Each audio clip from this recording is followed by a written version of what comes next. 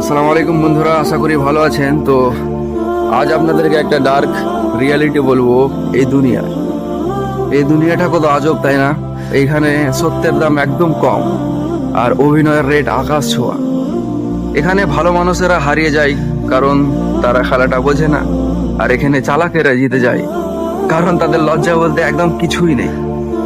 বস, এখানে কেউ পাশে থাকে না, প্রয়োজন শেষ, সম্পর্ক শেষ।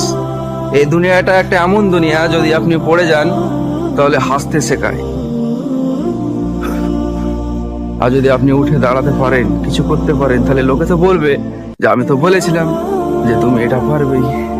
তবুও মানুষ বাঁচে কারণ আশার নেশা ভয়ঙ্কর নেশা। ভালো মানুষের আরো আজও ভাবে যে হয়তো কাল একটু ভালো হবে।